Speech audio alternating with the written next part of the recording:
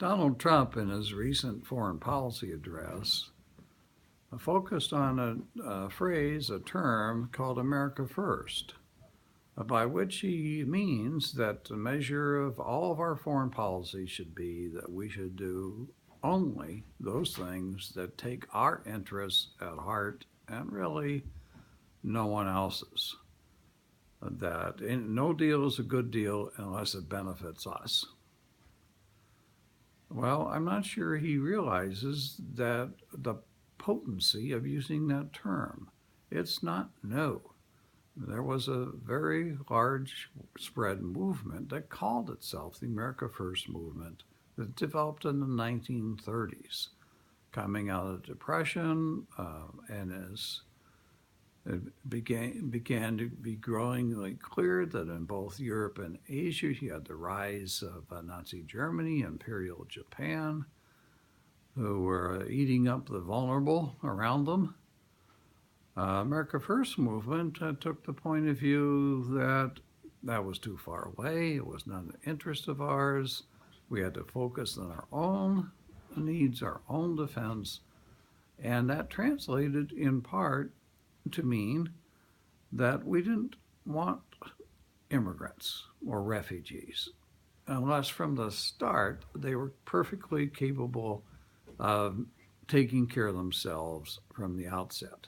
That's going to wind up shutting the door in the later 30s to Jews desperately trying to get out of Europe from Hitler and his eventually murderous regime, that many are going to wind up not being able to get here and will wind up being murdered in the camps.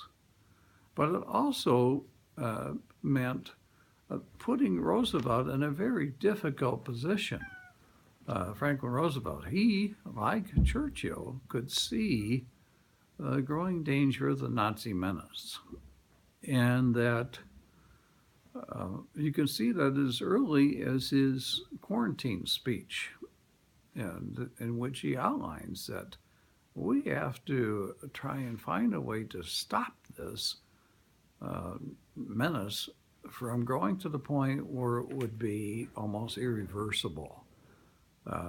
And so he was trying to prepare the United States that we very likely would need to help those resisting aggression from the Nazis and the Japanese.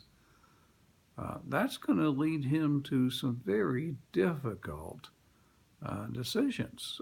When England, by late 1940, is standing by itself, Lindbergh, the real spokesman for the America First movement, is saying they're going to lose. We shouldn't bother trying to help them. We should keep all those resources and help to ourselves. Roosevelt clearly understood that that was dangerous, that it carried great risk, and that we needed to help Britain, not just altruistically, but we needed to help them stem the tide of Nazism. And so he's going to be forced to do things that were, honestly, devious. Lend-Lease comes to mind in 1941. Lend-Lease, you look at the term. Well, we're going to lend tanks, airplanes, or warplanes. Obviously, we don't really expect those to be turned back or paid back.